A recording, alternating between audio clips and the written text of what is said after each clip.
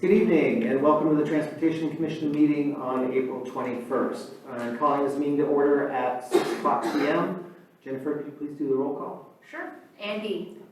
Here. Brooke. Here. Mark. Here. Nick. Here. Great. Thank you. All right. Next is our approval of the agenda, and I'm seeking a motion to approve tonight's agenda. Yeah, so moved. Second. It's been moved and seconded. All in favor say aye. Aye. All opposed? Motion carries. At this time, I'm going to open the meeting up for public comment. At this time, any member of the public may address the commission on matters which are not listed on this agenda. So if you'd like to speak to the two agenda items, please wait until those items come up on our agenda this evening. Speakers will be limited to no more than 3 minutes, and speakers will be asked to speak at the podium and to state their name for the record. If there's anyone who'd like to address the commission on items not on the agenda, please come up and we'll take public comment at this time. Okay, if there is no public comment, we will move on to our regular items. The first is safety improvements for 5th Street at I, K, and J Streets. Ryan? Thank you. I'm Ryan Chapman with the Public Works Department, and I will be presenting this item. So, just a little bit of history on what's been going on in this location. I started working with the North Davis community in 2022. Really, initial concerns were related to speeding and traffic safety within the community and that neighborhood as a whole. And we made a lot of changes to these intersections since then. Additional signage for pads and bicyclists, additional vegetation trimming and tree trimming to kind of remove anything that might be blocking line of sight. But there is a collision pattern that has really become more pronounced as time has gone on. And this graph just shows how many collisions we've had at each intersection, the majority of them being at J Street, but also a few at I and K Streets. So, and the other thing I wanted to note was this collision data on this graph and what I'm talking about really is until the end of January. There have been collisions that have occurred since then that haven't been captured in this reporting. And this is just a collision diagram that shows the collisions at J Street, since that's where the majority of them have been. And the majority of these collisions are right angle collisions with traffic heading either north or south on J and somebody heading east or west on 5th Street. The majority of these collisions have involved right-of-way violations with somebody running the stop sign, and that has been the primary collision factor. And at least with this data set, none of them have involved pedestrians or bikes. There's a box here, a table with additional collisions that we don't really have good directional data on. The majority of those are what are called counter reports. It was a property damage only collision. Police did not respond to take a report, but a report was filed at the PD counter at a later point in time. It makes it a little difficult to really figure out the who or the what with these collisions.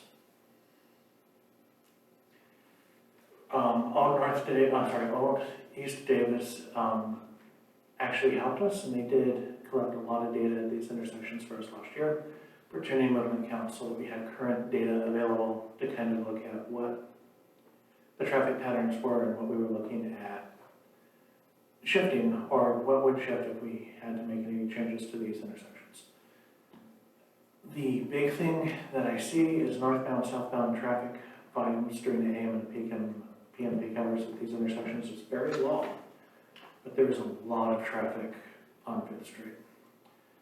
Somewhere in the neighborhood of 17,000 vehicles a day.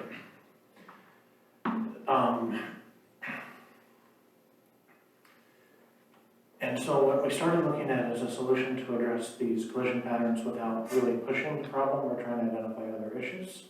We looked at a number of different alternatives, roundabouts, stop signs, traffic signals. And in all those cases, there were constraints or issues that we had that were going to either require additional time or a lot of funds that aren't available to really implement. especially for something like an all-way stop on J Street or a traffic signal, we'd have a concern about queuing at that intersection and cars stacking up, essentially from the intersection back far enough that we're either impacting the railroad crossing here and causing cars to queue there, or possibly even into L Street. Definitely enough volume that we would be blocking up the intersections of I and K Street. I think in the long term, there's an opportunity to talk about signalization at J Street, but it would require coordination and interconnecting between the signals at F and G and the railroad tracks. So now it becomes a much larger project, and it's going to take years to negotiate the necessary agreements to make that happen. And an all-way stop, especially in close proximity to the traffic signals, when the two devices behave very differently, the stop sign would meter traffic out, and the traffic signal essentially collects traffic and has it released in platoons. When you start seeing platoons of traffic arrive at the all-way stop, you tend to see additional stacking and even more queuing than you would normally estimate. And just as a rule of thumb, anytime you see traffic volumes on the main line exceed probably about 8,000 vehicles a day, the all-way stop becomes less of a viable option. The other thing we looked at or considered briefly was roundabouts. As far as a quick implementation, it's not really viable. And this is the roundabout at Cantrell and 5th, expanded to include a 5th lane, and this footprint here just shows that there would be additional right-of-way needs that would impact private properties along the street at any of the intersections. Really making it not feasible is something to implement as quick as we are looking to address the current collision pattern we are seeing. And that brings me to the proposal here. The proposal would restrict traffic on each I, J, and K to be right turn out only. You would still be able to turn left on 5th onto the street. You would still be able to turn right on 5th onto the side street, but if you're trying to exit, you would only be able to make a right-hand turn. It's just something that we could accomplish with striping and additional channelizers and some other surface-mounted features like armadillos. Because none of the collisions we've seen have involved bicycles or pedestrians, we're not recommending restricting those movements, but it is something that we would continue to monitor. This looks at the other two intersections, J Street and K Street. I do want to point out that the actual layout on J Street is different than what was originally shown on the website and in your staff report. And that was because when we were looking at it, trying to manage the bike lane through the intersection was introducing the potential for a right hook collision or needing to cross over the bike lane somehow in order to avoid that. Unfortunately, with the width of the road, we weren't able to accommodate that, so we're recommending shifting the bike lane and the travel lane into a shared lane at the intersection approach. The other thing that I really wanted to stress is this is going to impact the ability for everyone in the south of 8th Street down to probably about 4th on how they get to and from their houses. They won't be able to come out on 5th as easily as they were, and they will have to go around. If you're trying to get downtown from south of 5th Street, you're going to have to use 3rd or 4th Street to kind of shift over that way. And north of town, if you're trying to get to Mace Boulevard, you will probably end up going up to 8th Street and over to L Street as the most convenient path of travel. This is going to shift traffic. We are going to see a change based on the traffic volumes we have, and volumes being relatively low. I don't think it's a significant change, but it's definitely something that we will be monitoring if this moves forward and making sure that we're not just pushing the problem somewhere else. Like I said, we did notice every resident and property owner within the area that's shaded here. It was close to 500 letters that went out. They went out to the physical street address, as well as the address that we had on file with the assessor for where the property tax bill went, trying to capture as many people that would be impacted directly by this change as possible. Since we're not proposing any turning movement restrictions on Fifth Street, we didn't do an extended notice of the broader community, just the normal noticing that we did for this meeting and the website. So as far as immediate next steps, we're here to receive input from the Transportation Commission. We'll be making any necessary revisions and bringing something back to the City Council. I'm aiming for the May 13th meeting, which is the next regular meeting of the City Council. Then we'll be finalizing and installing if the council approves it. And then we'll be monitoring both collisions and volumes to see what needs to be done. We'll also be monitoring compliance to make sure that the changes have the desired impact and we don't just have people that are able to kind of move around everything and continue crossing at these locations. And just as measures of success, we're looking to reduce the number of collisions along the corridor. We're looking to make sure that we're not just pushing an operational issue to somewhere else. And again, making sure that we have compliance with the changes that we are making. In the long term, I think there's a need to work with the community on a few things. Those include traffic calming measures along Fifth Street. It's not a candidate for speed humps or other types of calming measures, specifically because it's used as a primary response route for all of our emergency responders. I've got around with the fire station on one end and the police station on the other, and they are always moving along it. And then we need to go back and determine if we keep the restrictions at all three intersections, and determine if we want to look at either something like a traffic signal or with all the coordination with the railroad crossings and the other signals I was discussing, or an enhanced pedestrian and bicycle beacon at one of these intersections or multiple intersections, most likely J Street. So my recommendation is to have this commission provide feedback to the proposal and a motion to bring it to the City Council. Great. Thank you, Ryan. At this time, we'll have clarifying questions from commissioners before we take public comment. Are there any clarifying questions from commissioners? Yes, one. Just in terms of the turn forcing device, I guess, is that more or less the same sort of?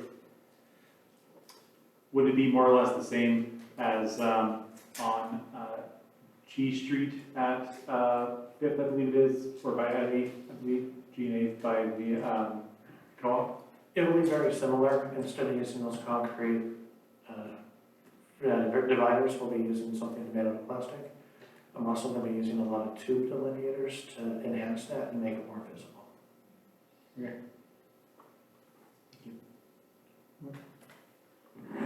Okay. Thanks, Ryan. And a couple quick clarifying questions. You went over how I think on the north-south there would be bicyclists and vehicle lanes merging. Did I get that correct? That was only on the north-south. This is not on Fifth itself. On J Street, yes. On J Street, only J Street or also IMK? J Street's the only one with an existing bike lane. Yeah. And the bike lane would end in advance of the intersection, and the bike lane and the travel lane would be merged together. Okay. And then posted speed limit on Fifth is 25 or 30? 30. 30, okay. Thank you. Yeah, I have a follow-up on that J and Fifth bike situation. What's the reason why the bike lane has to merge with the traffic lane? I'm not sure I understand. I'm making the travel lane right turn only. Here, so if you're an automobile, you're going to come up here, you're only going to be able to turn right. I don't want a bicyclist who's going to be allowed to still continue through to have to worry about the right hook. Normally, on a multi-lane road with a right turn pocket, we would shift this bike lane over, create a right turn pocket on this side, so the through movement on the bicyclist doesn't conflict with that right turn. This is really designed to try to prevent the right hook collision, where the right turning vehicle ends up hooking the bicyclist. And just because of the width of the right of way, we don't have a lot of good options. We could try to come down here and shift the bike lane to the middle of the street. That might be something that we look at as part of the long-term solution. But into the interim, just to prevent that collision, it seemed prudent to shift the bike into the travel lane. Again, it's only for this 100 feet on each side.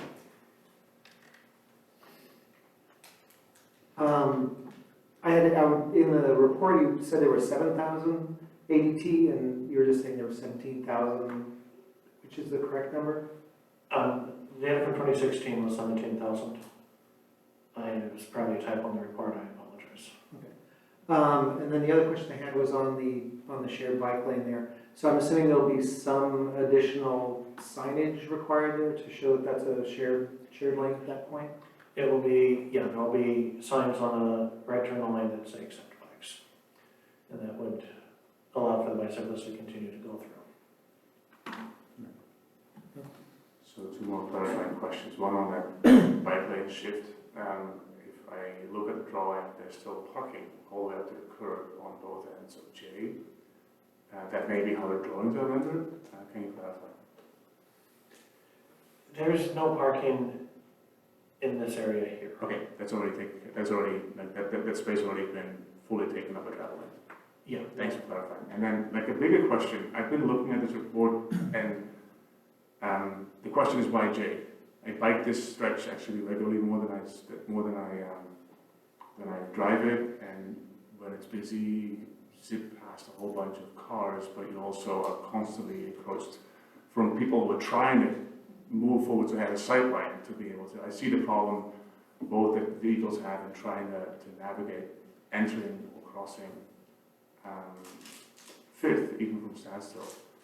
The question is, what is so different about J? Is it simply the fact that you're now far enough away past the railroad tracks that act as a natural speed restriction, and far enough from L on the other side, where they usually come in accelerating from oftentimes a stop, that they basically reach like the center of that stretch where they go fastest?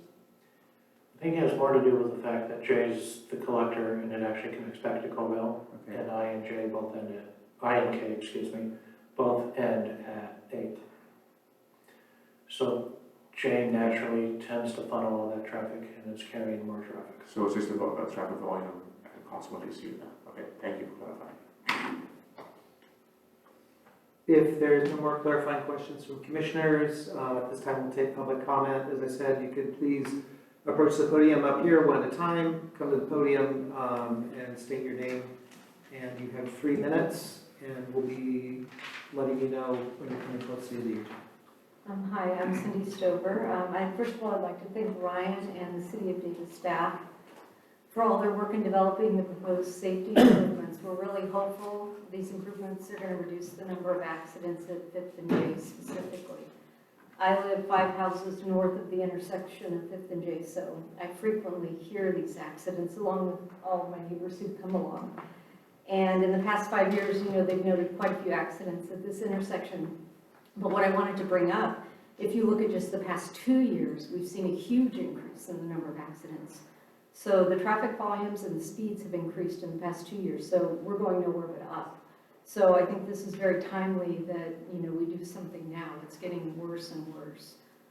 We're seeing far more accidents in the past 2 years than we did in the previous 5. So we hear the policemen coming to the scene, we know them. They're saying, we're here all the time. So it's really getting to be a regular thing. We've had probably 10 accidents since they stopped tallying at 5th and J.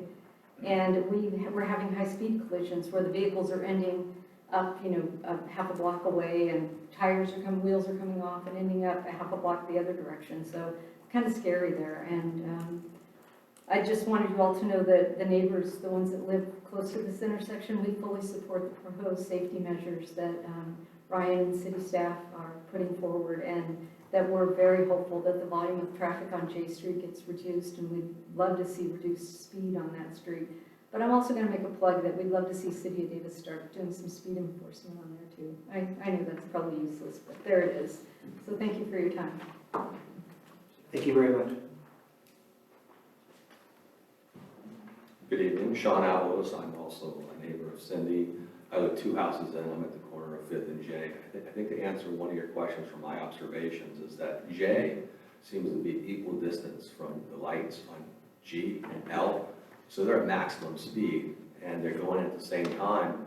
And just to set the stage, when you're sitting at 5th and J, the stop sign, there's a lighted crosswalk. And then there's a corridor, bike path corridor, but there's a lot of students coming that way. And they're underneath trees and they're in the shadows. And you have these 2 competing cars that are trying to go across. And high-speed traffic. And you have to have your head on a swivel to actually cross 5th and J. I warn my children, myself, visitors, do not try to cross 5th. Just go another way. It is very high speed. To emphasize what Cindy was saying is that the firefighters and the police officers, the first responders, when they come up and they show up, they mention that this is a really bad intersection. They've been here multiple times. And the most I've observed since the January 29th, I've personally observed 4 accidents at that intersection. So I think that count is a lot higher than maybe we're getting reported. And this the most recent one was Easter Sunday, and we heard a large crash, and we all run out. Sam, who's going to speak next, she keeps a chair by her gate to render assistance to those that are injured. In this one case, it was 2 cars collided. A white Camry was trying to cross 5th Street. It hit a RAV. The driver of that vehicle had a head injury, was bleeding from the head. There was debris on the ground. There was leaking fluids, which is not uncommon. I called 911. The result of that was 3 fire vehicles, 3 police vehicles, an ambulance. And probably the next day, I didn't see it, you're going to have the utility folks coming because they have to clean up the debris and the liquid. So there's a real health and safety concern here. We're worried about someone that's going to, get fatally injured, one. And then secondly, look at the resources that are being used. The fire and police and first responders that are showing up, that those can be used otherwise, which I think, as proposed by Ryan, was a very, at least initial step to try something to maybe see if it's probably not going to eliminate, but will mitigate some of the harm, reduce the cost, and make the neighborhood safer. Thank you for your consideration. Thank you. Hi, my name is Samantha Havens, and I live on 5th and J, and right on the corner there, on the northeast corner. So I'm facing the porch is right there. And it's so bad since I've lived there 10 years, and it's definitely gotten worse, but it's so bad that, like, you are constantly hearing screeches near accidents, probably every day or something. And then practically every week, there is some kind of, and this month there's probably been 4 pretty big ones. Like 3 days ago, there was a huge one with a tire landed in my yard. And then yesterday, and then they just came and cleaned up all the oil and then yesterday, another one happened. And I have to bring out all the chairs and get ice and get water for them. And this is and I just kind of feel like the graphs and everything show how bad, but until you hear every day, all our neighbors are like, oh God, are they okay? We all run out there and try to get them out of the car to see it. It just happens over and over and over again. It's like so weird. I don't understand. I mean, obviously, you're doing a lot of great research because I know there's different things, and one of them is a lot of students say that they think there's that was a four-way stop. And so they just kind of come who's up there and then try to go. But there's a lot of different reasons we could come up with, but it is really, really bad. It's just unbelievable. I mean, all the neighbors have bonded over it. Joel, who's on the other corner, all of my neighbors, we come out and we just go, oh no, what are we gonna do? Yesterday when I saw the fire chief, he's just like, raise your chair. I was just out here yesterday. He's like, it's good. And all the policemen were like, oh, it's so bad.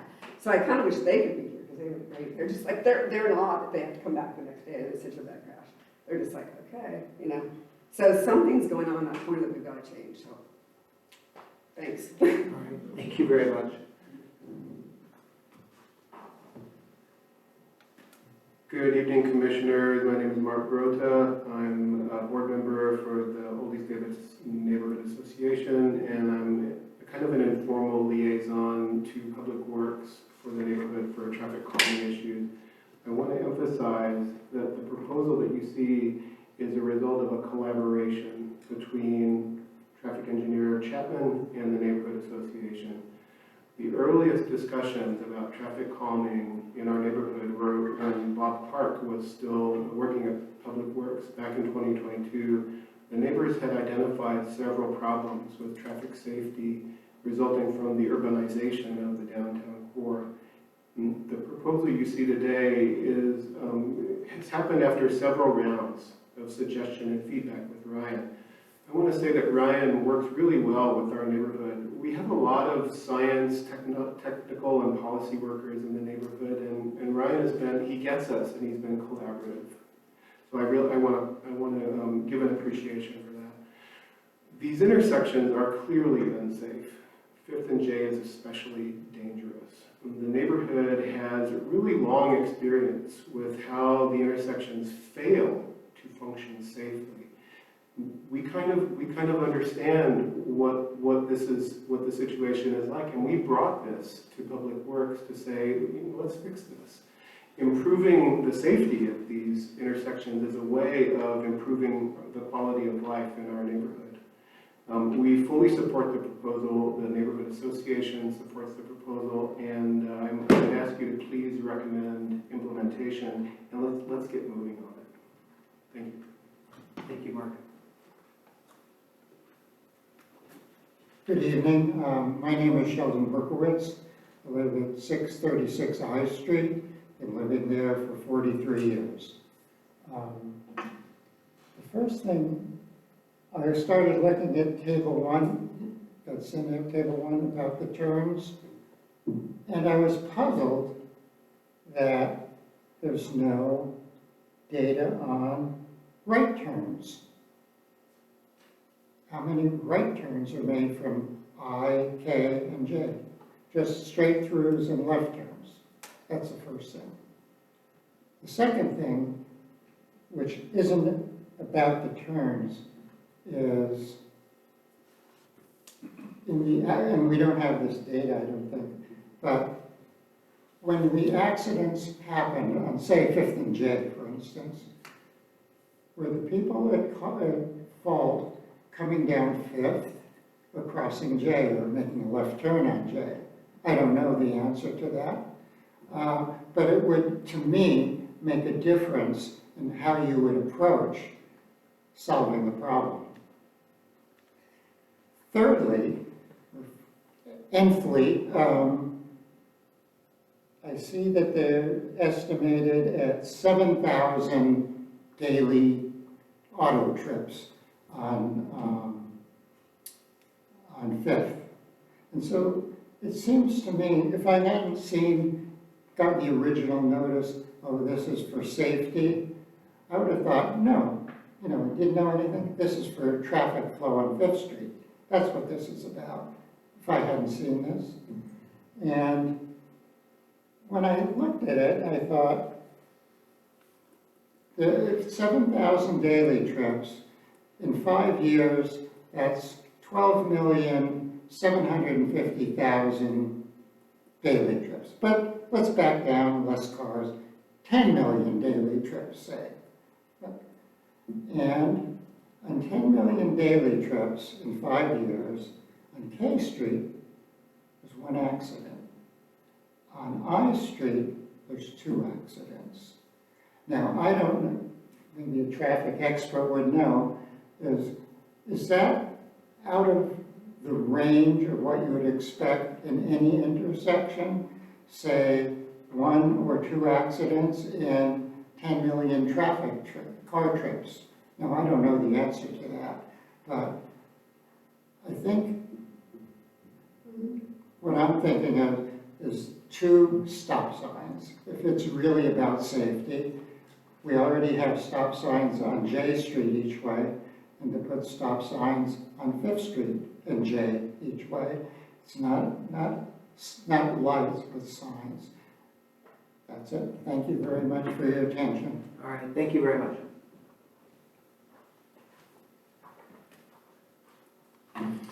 Good evening.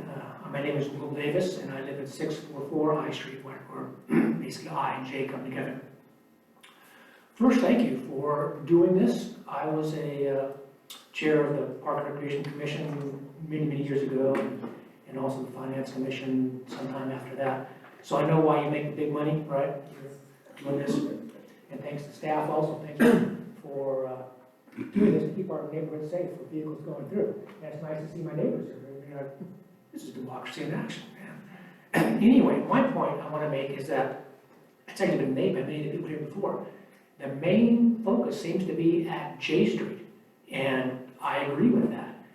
I wonder why, following the principles that were nicely laid out in the plan, which is to make it quick, make it inexpensive, and make it something that can be assessed and then followed up on.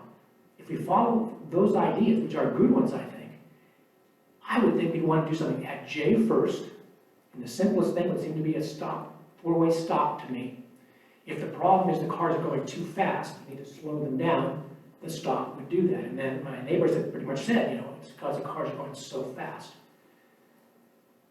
So if something was done at J Street, it could then be monitored whether there's going to be an impact on K and I. That's good that we're considering that, because I live on I, and I want to make sure that that's not a problem. But that's something that I think could be easily assessed also, if you did something at J. And even if you decide to make the right turn only at J, then let's wait and see whether we need to do something at I and K. Because those that neighborhood, my neighbors, do go across the street, do go downtown, and they do go on bikes a lot. And it wasn't clear to me in the proposal. It said bikes can use the crosswalk, bicycles can use the crosswalk, or they can cross at, what was the phrase you used, unmarked? Anyway, it wasn't clear. Are bicycles going to be able to go straight across? Is that something? They can go straight across. Yes. Okay. I don't know they're like that, but as a bicyclist, I'm putting myself out there. But anyway, I think that following the principles, it should be something quick, and a stop sign would be that. It should be something cheap, a stop sign would be that. Something can be assessed, a stop sign would be that. Something can go back and change, if need be, that's the case. And if nothing else, do it on J Street first, then I and K if necessary. Thank you. Thank you.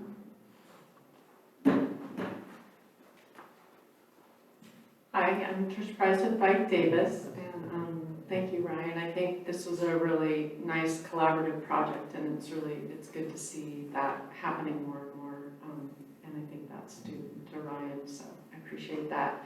I want to sort of reiterate what people have said about speed. Speed is the problem here. The injury crashes kind of demonstrate that there are quite a few injuries have happened. And so any kind of traffic calming would be helpful. And I think additional measures besides just the right turn only. I know the bollards will slow people down. All of the furniture will slow people down a little bit. But the point about it being at the end of, you know, the light corridor was really key. I think people are going as fast as they're going to be going. And enforcement on 5th would really help with this. There's a lot of not just speed violation, but bike lane violation. There are turn violations, all kinds of stuff going on 5th. So we would definitely like to see that. Finally, we talked about where the problem might get pushed to. My guess is that a lot of what's happening is the cannery has come online in the last 8 years, and those bigger apartment buildings have just opened in the last 5 years. So there's a lot more traffic coming down from the cannery. That's the J Street corridor right there. So I think a lot of the students are coming down. And so my guess is that the problem will get pushed over to F Street, that people are going to just make the turn. And so the Covell F intersection is going to back up into L or into J. We'll see. I mean, it already does practically back up into J. So, but I just want to make sure that we're thinking about how are we going to figure that out? What's the protocol for determining where the problem goes, so we don't create another problem that we to solve in the future. Thank you. Great, thank you.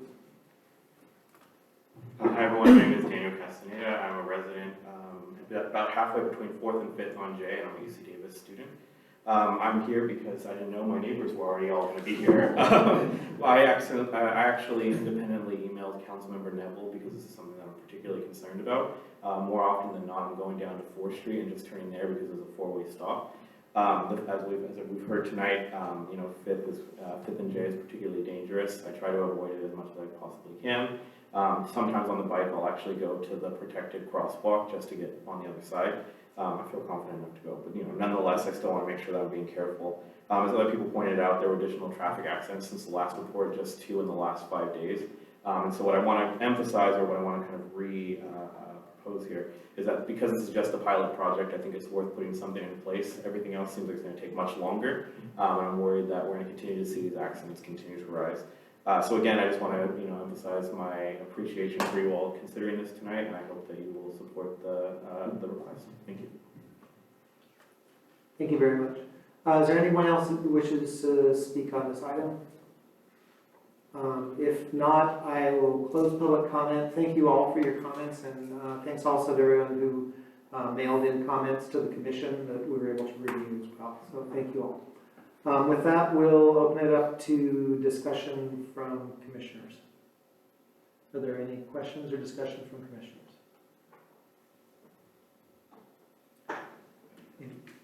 So a couple of things. Thank you so much for the presentation, and thank you to all the commenters as well. A couple of things from a public comment that I wanted to follow up on is one, I've been living in the Cannery for the last couple of months, speaking to the comment about that, and then it is true that getting downtown, and I mainly bike downtown, but the two options are basically going up over Covell, and then you come down H Street and then over to G, or you wind up going down J, and then you have the option of staying on J and going through that dangerous intersection, or going on I, where you still have to cross 5th.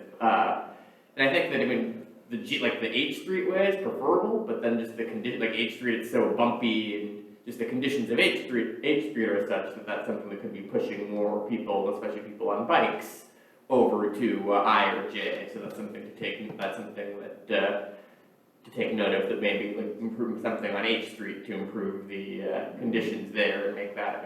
It's not as much that it's dangerous, just the conditions of the pavement and that you're bouncing all over the place. Looking at that could be something that's pushing people over to I and J streets and having to go through those intersections who wouldn't necessarily need to otherwise. Another thing I was wondering is with the construction on the bike path of the PG&E plant on the south side of 5th Street, that's something I've especially been hearing about some of these more recent collisions, if that's something that is someone that could come over the pole line overpass and normally would stay on that bike path on the south side of 5th, where they could then go down to 4th and get into downtown, might now be having to go on to 5th, go to the north side of 5th Street and routing that way, or they're having to go through these intersections. So that's another thing I would suggest taking a look at in terms of potential routing options, and in terms of reducing some of the safety issues at these intersections.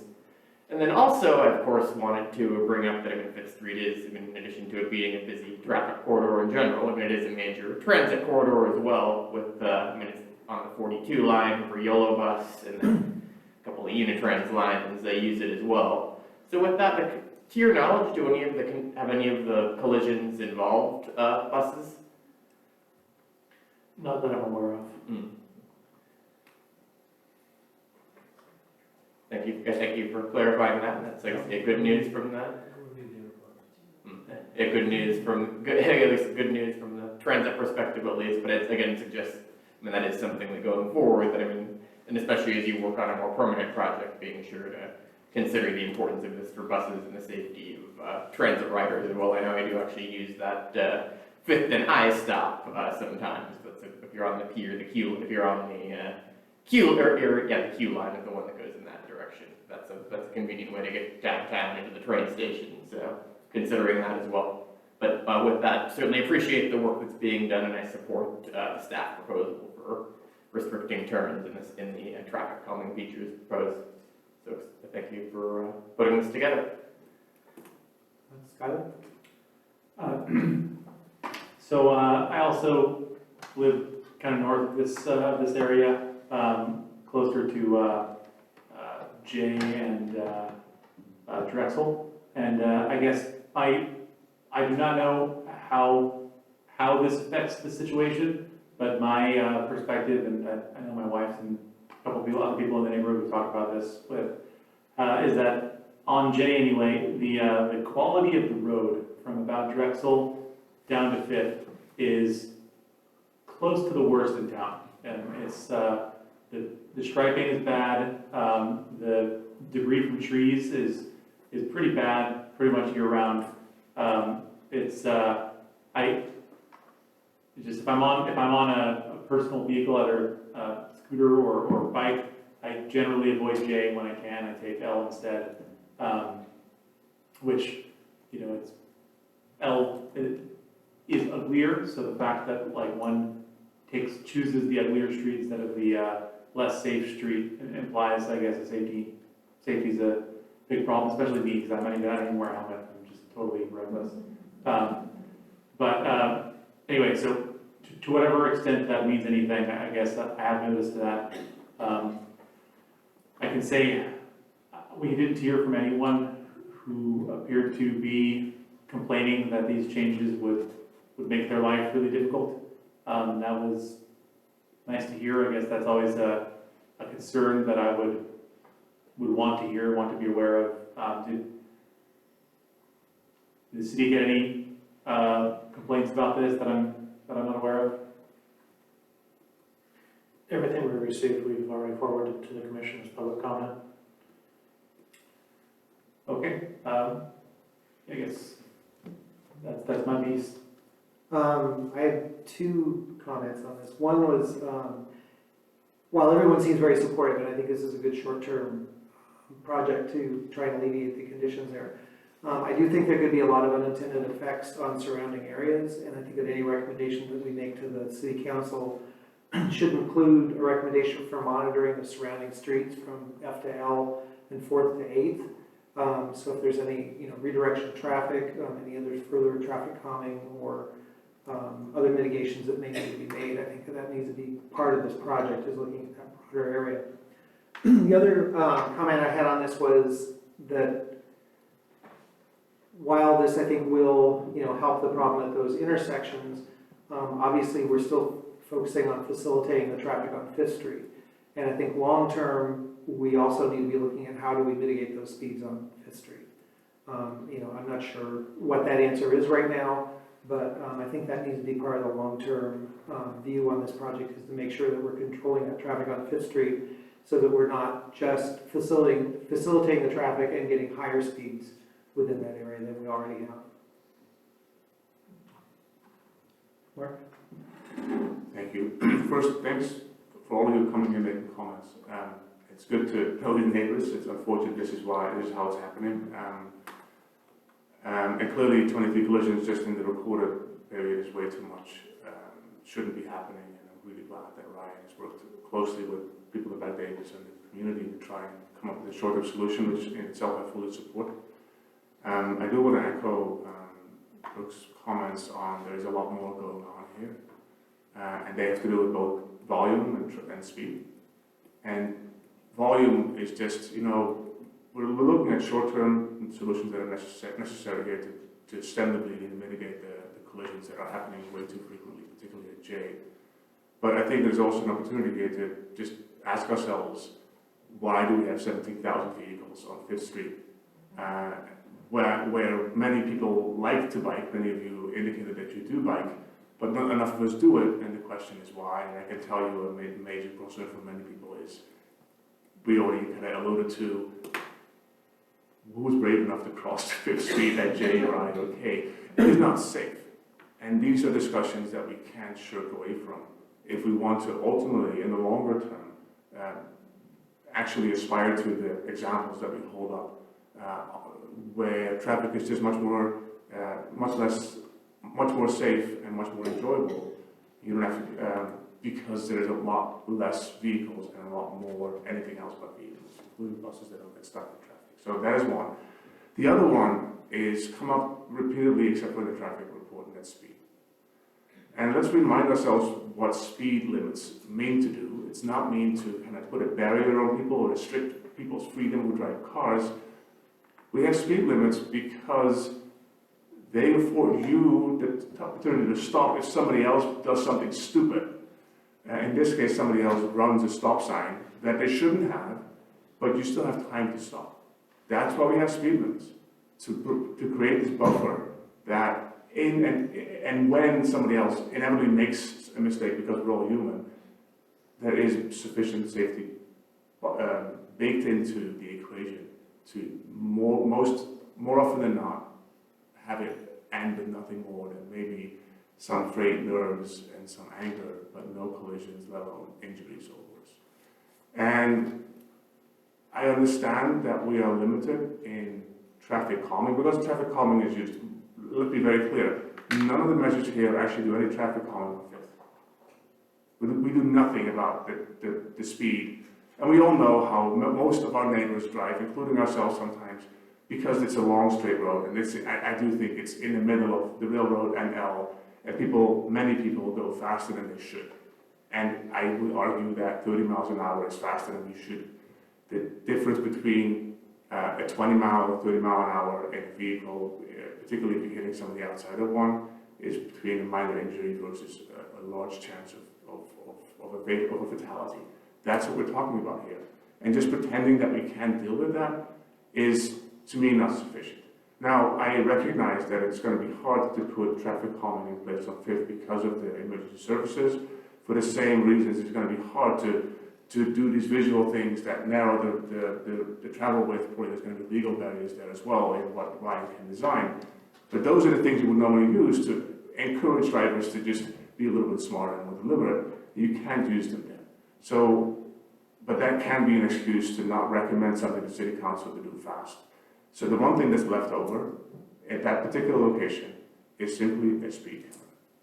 It's a stationary thing. You can put it right at J, and very quickly, and I can speak from experience where these things are used widely, it is going to be very quickly known that, you know what, if you go faster than the posted speed limit, you're going to be suffering the consequences. And this, everywhere where this has been done, there's two things happening. Collisions go down, and insurance rates go down. Everybody actually gets ahead, and your streets get safer for it. We all know that works, and somehow we elude ourselves to the fact, or we hold up that we can do this in the United States because somehow. And I know it's not hard, but I think if we bring this to City Council, I would actually advocate for bringing this to City Council with, like, the very clear message that this is a good start, it needs to happen, I'm fully supportive.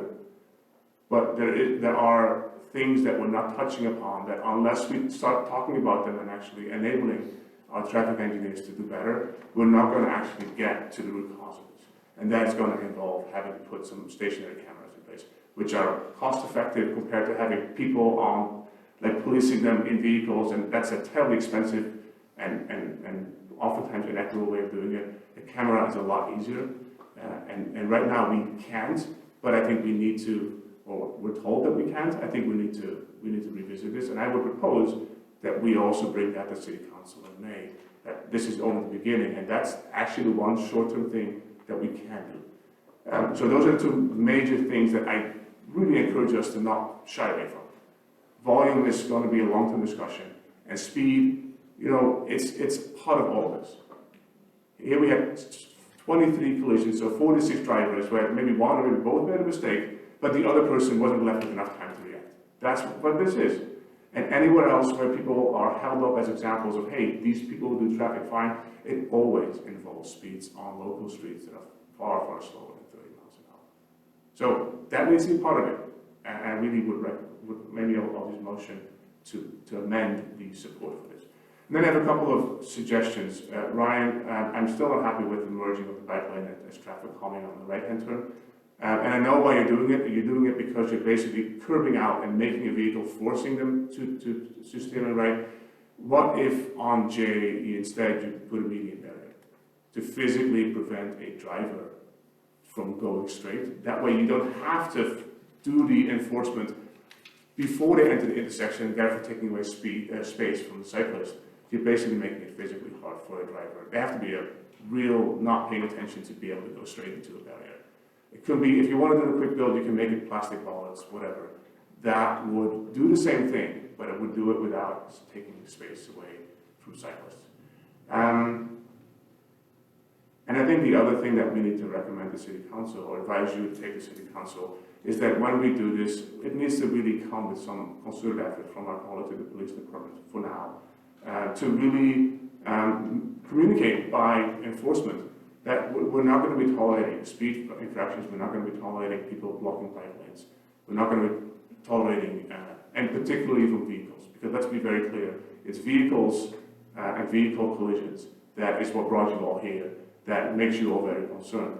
And that means we need to just, you know what, not put up with some drivers doing either careless or selfish or entitled things in cars that ultimately contribute to, I would say, the overall volume of this.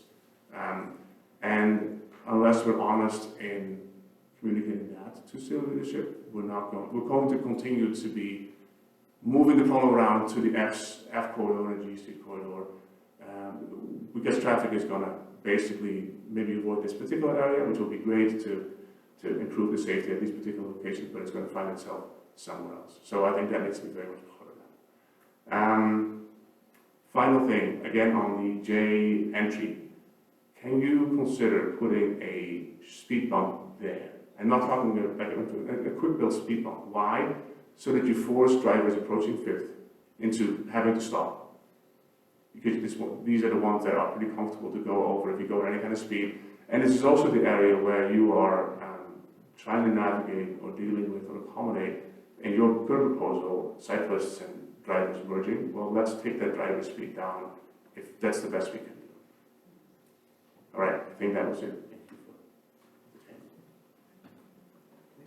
for All right, yeah, so basically I support this proposal here.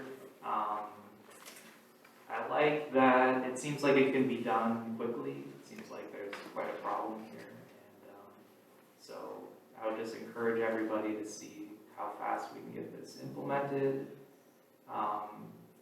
And then also just second the comments from others here on the speed issue, to just kind of follow this up by exploring all of our options on what we can do to control the speed, especially on 5th Street, but possibly also on J and others around there. Yeah, that's basically my thoughts on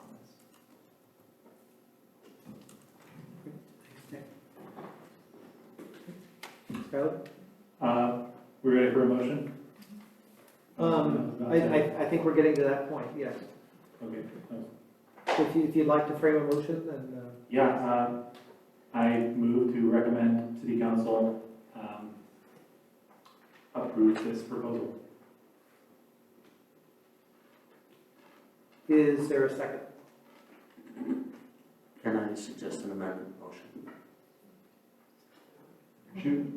Do we need do we need a second before we... Yeah, so we need to second the motion before I'll we second the take motion. any amendments. Okay. So with that, we'll open discussion on the motion. Thanks for guiding on the process. So I would like to amend the motion to, first of all, support doing this quickly, but also couple it with the recommendation to enforce speeds by camera, and in the short term by increased enforcement presence for vehicles basically following the rules of the road. It's not neatly formulated, but it needs to be an and. I need to stress that camera enforcement of speed is currently not legal in California. There's a demonstration project with 7 or 8 cities throughout the state where they will be exploring using it, but at this time it is not something the city of Davis could do.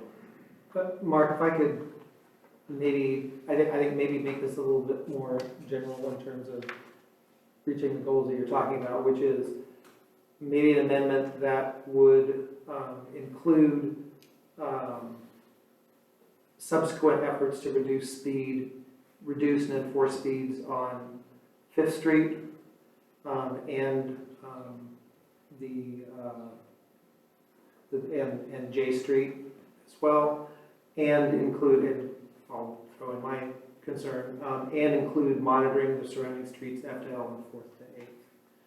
I think we need to be a little general at this point about, I think we can certainly ask for there to be further recommendations regarding speed and speed enforcement and reduction on Fifth, but I think it's difficult right now for us to propose specific measures that would be required, since I think that's a pretty complex situation there. So I see the concern. Let me comment on these 2 points.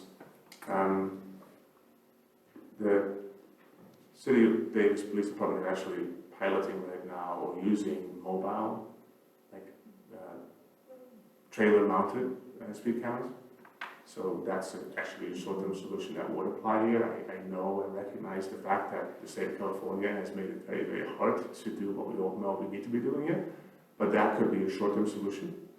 And short of that, I think we should recommend that we reduce speed limits to 25 miles an hour at the fastest. Given the volume of accidents or collisions at this intersection, I think our traffic engineers have discretionary design to reduce that beyond the prevailing speeds that are often cited as barriers why we can't. We all see and know and hear from public comment that speed is a factor here. We can't not address it. So we should recommend to reduce the speed and use whatever short-term measures we have to enforce it on Fifth, and I completely agree with you on the areas surrounding it to make sure that this is not just moving from 1 or 2 streets over.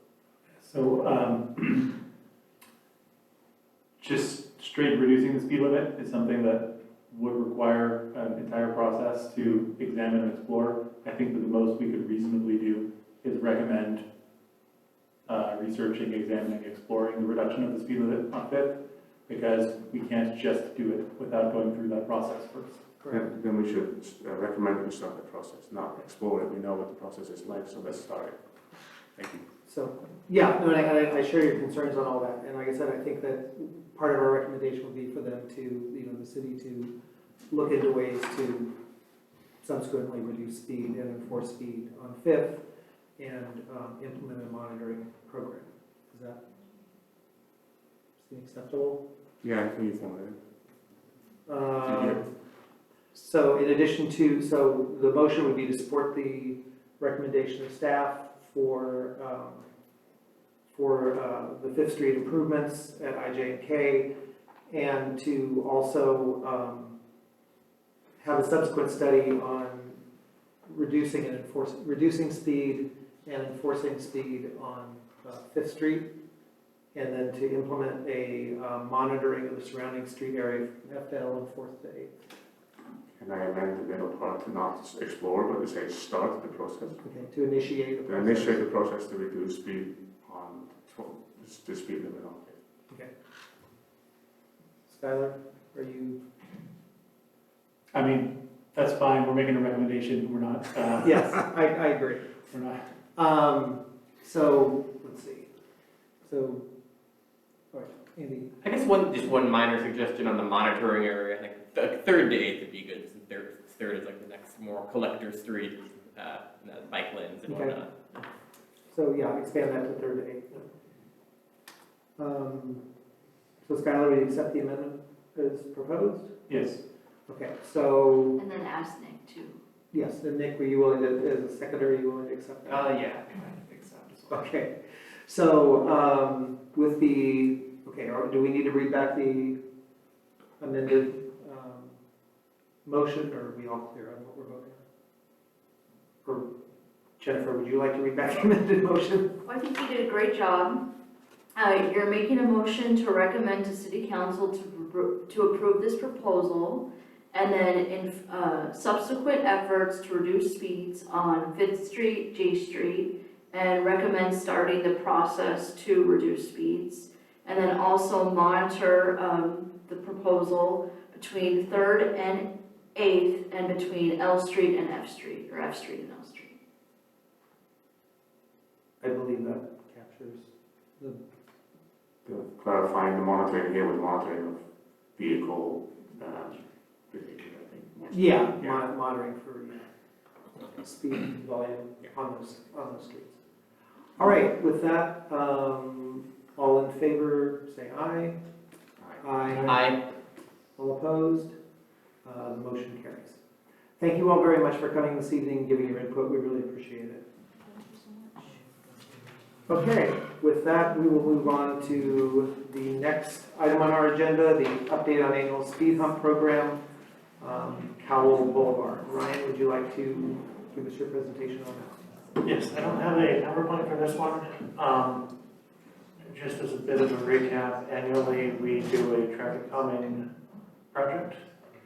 It typically involves speed humps on residential streets. And the process is really petition based, starting with the residents submitting a request to the city via petition. We then come up with a design, score the projects, if there are multiple projects, and then go out for final surveys showing support of the neighborhood. We need 50% of the surveys returned with at least 50% of the responses in favor. This year is a little bit different. We only had one request that actually met our criteria. It was Cal Boulevard between Bruce and Nybach. Dressbach. And we put it out for a survey. We did receive our 50% response rate, and we did receive at least 50% of the residents in support of the project. Part of the process is bringing it back to the Transportation Commission for review, and if needs so, prioritizing the projects. We have adequate funding to complete this project, so there's no need to prioritize. So I'm bringing it back to you as part of this just general discussion. Okay. With that, are there any clarifying questions from commissioners? I did have one question. What was the score on this project? I know it's a minimum of 35 to qualify. It was right at 35. And that's not atypical of what we're seeing with a lot of our routes being used as emergency response routes or arterials and collectors that are not eligible for the program. The routes that this treatment's used on are normally very low volume and already fairly low speed, where we probably have a few people that are driving well in excess of the speed limit that we're trying to curb. Were there any speed studies regarding current speeds on Cal at that stretch? I don't have any current speed data for this stretch. Okay. While I'm looking at it, this does alter our design that we've used in the past slightly, and it does not include speed humps in the bike lanes, only in the travel lane, which is, like I said, different than what we've done in previous approaches. As a bicyclist, I appreciate that. Are there any other clarifying questions from commissioners? Yeah, I have one, maybe to clarify one. I think I see that parking lanes or the bike lanes is unobstructed. So what are we doing to make sure that drivers are just stubborn and not just using the bike lane to kind of get by? If there's some exclusion things we could really use to force vehicles to actually stay at the vehicle lane and not veer into the bike lane. If I start seeing vehicles veering into the bike lane to try to avoid the humps, we'll be looking at delineators or other physical treatments on the limit line to discourage that behavior. Trying to kind of minimize the amount of unnecessary striping or markings. And like I said, this is the first time we haven't just done a flow line to flow lane speed up.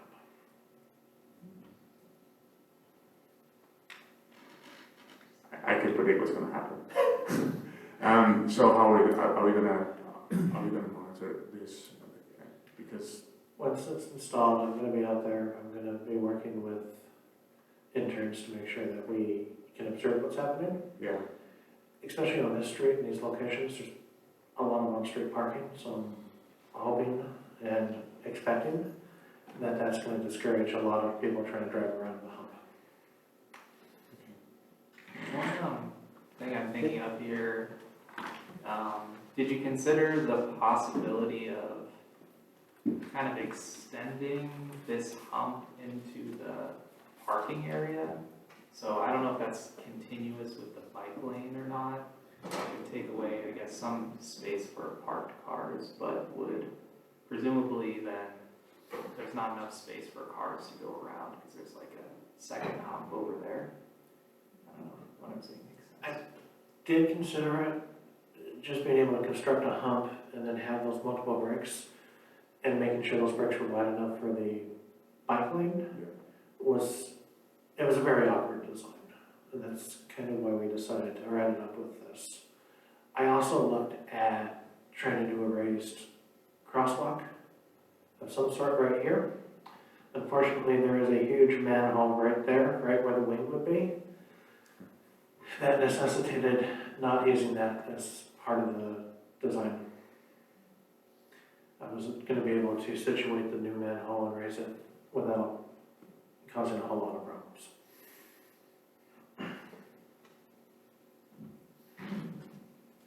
I'm sorry, I'm going to belabor this for just a second. Like, how wide are the gaps between the three tables you see now, and is that not sufficient to accommodate most cycle wheels? So you could follow Nick's suggestion and basically just extend it by one more each side. So the gap between the humps on the inside is a foot. We could have come in and tried to do a 7-foot bike lane and then strap another cushion in the parking lane, which would be another 7-foot cushion. Like I said, it was just turning into a very awkward design. In discussion then with some of the bike advocates, this seemed to be the preferred approach. Thank you. There's no other clarifying questions from commissioners. I'll open it up to public comment. If there's any public commenters, please come to the podium and give your name, and you will have 3 minutes. Good evening. My name is Vicki Montera Heckman, and I live near this area. I'm very familiar with Cowell, and I like the design, by the way, of the speed humps. I've seen cars, walked across that area with kids and with dogs and by myself, and so I know what you're talking about when you talk about the speed. However, that said, that speed is probably only slightly higher than what I'm experiencing on my street, which is Martin Drive. Now, you don't have it on your map, but Martin is parallel to Cowell. And what is going to happen that I'm predicting, and most of my neighbors, because when I saw this, I started talking to people in the last few days, is that people will be starting to take Martin Street to avoid the speed humps. And therefore, we're going to increase the speed on that place. Now, there's a solution, which is we put speed humps on both streets to make it more equitable, but I know that is costly. I do feel that my informal conversations with neighbors, there would be a lot of support for that. On Martin Street, we have a lot of children, dogs, kids even play basketball on the street, and we've had problems with people going from one end, Dresbach, all the way to Angela to get up to Cowell. If you are familiar with that area, Dresbach has a number of high-density residents. And so there are people who are living there who are not really long-term members of the community, and they have places they've got to get to and coming back. And so I'm worried about that. I'm proposing a couple of things. One, you could put the speed bumps also on Martin, and I think that we could hold a community meeting and people would be in favor of that, at least the ones that I've talked to. Two, had you considered anything else besides bumps? Can you put up some flashing lights like you used to have on Cowell to tell people what their speed is so they would consciously slow down? They do slow down when we start to walk into the street, and there's also an island in the middle there. And the third one is to posit. I know you've had meetings with the neighbors already, and we have had large community meetings just yesterday in the park with all the neighbors, and so I'd be glad to help facilitate a discussion with the neighbors to bring both streets together so that we can have something that's equitable and we're not competing for speed. The other thing in the last 10 seconds, did you consider speed bumps on 5th Street? Bad bad comment. All right. Thank you. Thank you very much. Okay, are there any other commenters on this item? Okay, if there's no other public comment, I'll open it up for discussion by commissioners. Any discussion?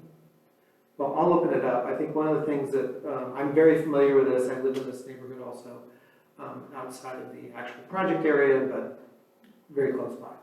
I think the thing that makes this, what the concerns that the commenter brought up very appropriate are that it's really just a big loop.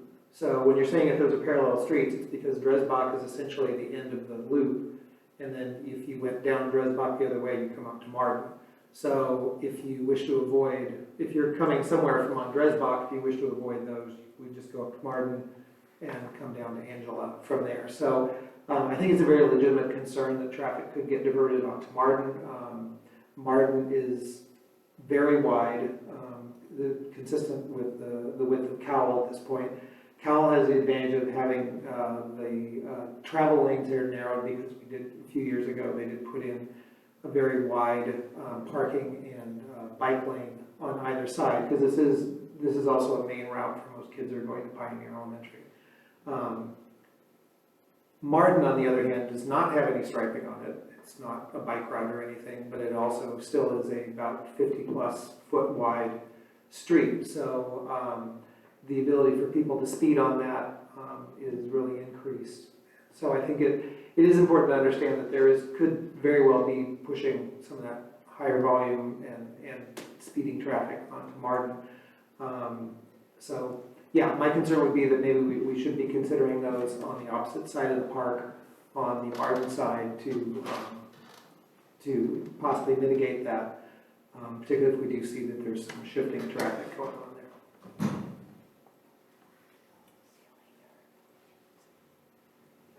Any other commissioner comment on this one?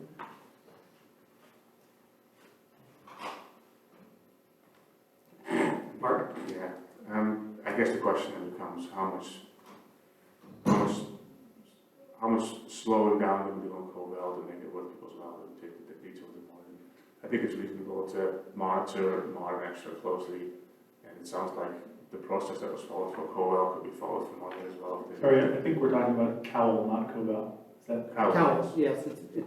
They're very easily confused. Why the city made two streets with only one constant difference between them, I don't know. Okay. So, I mean, one can monitor Martin, and if the concerns are found that the same process could simply follow, and it's up to the neighborhood and traffic engineers to basically follow the same path as necessary.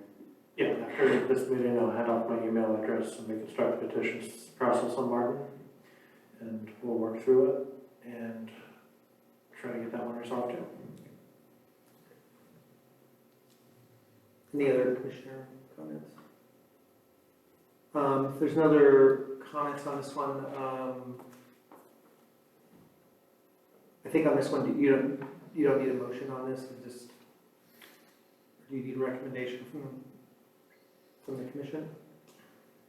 I don't need a recommendation on this one. There's not, and it's not like I have a funding issue on this one. Okay.